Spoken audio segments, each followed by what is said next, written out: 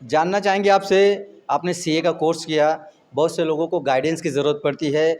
बहुत से लोग करना तो बहुत कुछ चाहते हैं, लेकिन उन्हें कैसे करना कुछ पता नहीं रहता है। जैसे आपने सीए किया, सीए की लाइन में कितनी तकलीफ़ें आती हैं, कि क्या पढ़ना पड़ता है?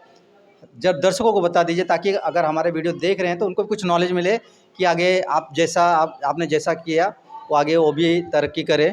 सीए के बारे में क्या पढ़ाई होती है, कैसे करना पड़ता है, क्या प्रोसीजर है? अभी अगर सीए के लिए कोर्स करना है किसी को भी, तो वो 12th के बाद मतलब कि उसका फॉर्म होता है, फाउंडेशन से स्टार्ट होता है इसका। तो वहाँ पे वो फाउंडेशन का पहले फॉर्म भरना होता है। और 12th के बाद भी कर सकते हैं, और बहुत लोग ग्रेजुएशन के बाद भी करते हैं। तो जो ग्रेजुएशन के बाद करते हैं उनको डायरेक्टली जो सेकंड लेवल होता है सीए इंटर, वो मतलब कि उसका एग्ज़ाम देना पड़ता है। बट जिसको 12th के बाद करना है, वो उसको फाउंडेशन से मतलब बेसिक लेवल, जो फर्स्ट लेवल होता है वहाँ से स्टार्ट करना होता है। ये तो ओल्ड स्कीम है, बट अभी रिसेंटली मतलब आईसीएआई ने ना न्यू स्कीम लॉन्च किया है। उसमें कैसे कि अभी जो मेरा फर्स्ट लेवल है, फाउंडेशन है, फिर इंटर है, फिर सीए फाइनल है। तो जो ओल्ड स्कीम था मेरा, जिसमें मैं रजिस्टर थी, उसमें मैंने 12th के बाद से ही किया था। फिर उसके बाद जब मेरा क्लियर हुआ, तो फिर उसके बाद इंटर का एग्ज़ाम दिया। इंटर के एग्ज़ाम देने के बाद उसका 30 डेज़ का एक कोर्स होता है, 15 डेज़ का।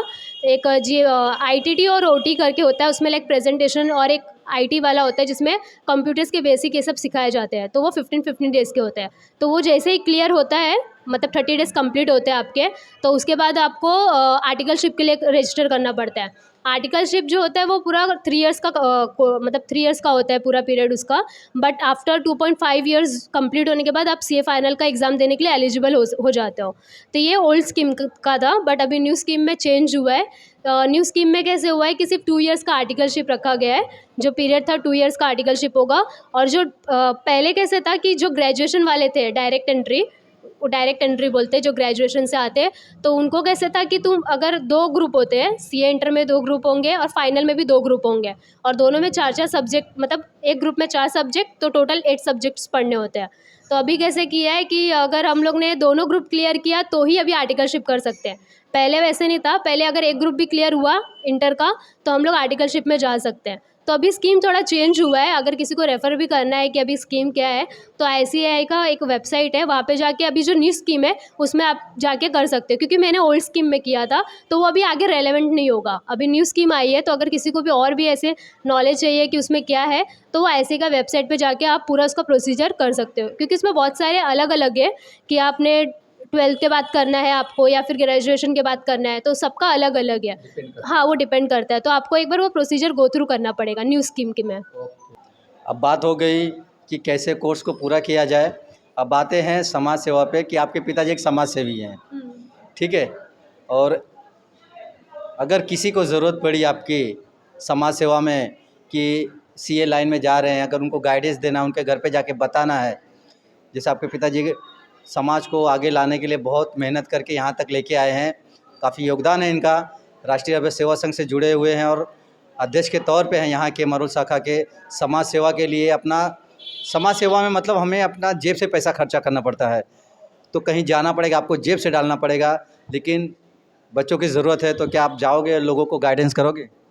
मेरा तो यही है कि मैं हमेशा गाइडेंस के लिए रेडी रहती हूँ। अभी भी मैंने जब मतलब मेरा सीए का एग्ज़ाम भी चल रहा था ना, तो मेरे क्लासेस से जो उमेश सर ने थे, उन्होंने बोला कि हाँ, एक ज्योति है लड़की, वो कर रही है, तो अगर आपको इसका और नॉलेज चाहिए तो उसके पास जाके बात कर सकते हो।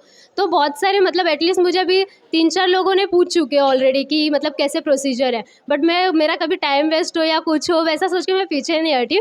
उल्टा उन लोग को मैंने गाइड किया है, और बोला भी है कि तुमको कुछ आर्टिकलशिप में इशू भी आ रहा है, या तो फिर कोई फर्म ढूंढने में भी कुछ इशू आ रहा है, तो मुझे वो बताए, ताकि मैं मतलब अपने कांटेक्ट के थ्रू उनको वो फर्म भी बता सकूं।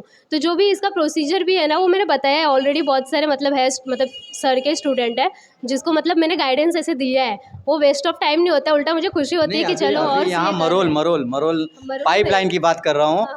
अगर यहाँ के लोगों को सपोर्ट, यहाँ के बच्चों को आपकी ज़रूरत है, तब वो तो मैं गाइडेंस हमेशा प्रोवाइड करती हूँ। उल्टा खुशी होती है मेरे को कि चलो कोई सीए तो कर रहा है, क्योंकि एरिया में ना बहुत कम मिलते हैं ऐसे।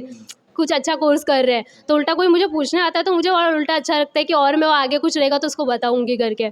तो ऐसा कुछ नहीं है कि वो वेस्ट ऑफ टाइम या फिर कुछ ऐसे मेरा टाइम खा रहे हैं या तो फिर वो वेस्ट करेंगे कुछ, ऐसा नहीं है हमारा। मतलब अगर वो सामने से आके पूछ रहे हैं कि गाइडेंस चाहिए तो उल्टा अच्छी बात है मेरे लिए कि मैं उनको गाइड कर रही हूँ। इन फ्यूचर वो कैसे होगा कि वो आगे भी जाएँगे तो वो कहीं न कहीं मुझे मेंशन भी करेंगे कि हाँ, ये दीदी ने मुझे ऐसे-ऐसे बताया था। क्योंकि मुझे भी गाइड किया था, मतलब रोहित करके है, रोहित राजभर, उन्होंने मतलब मेरा फॉर्म भरा था तभी भी, और मुझे उस टाइम पे कुछ नॉलेज नहीं था, तो उन्होंने अपने फ्रेंड के थ्रू मेरा पूरा फॉर्म भरा था। तो उधर से ही मुझे मतलब था कि भाई वो मेरा मतलब मुझे इतना सपोर्ट कर रहे हैं, तो मैं क्यों मतलब आगे किसी को करने से पीछे हटूँ।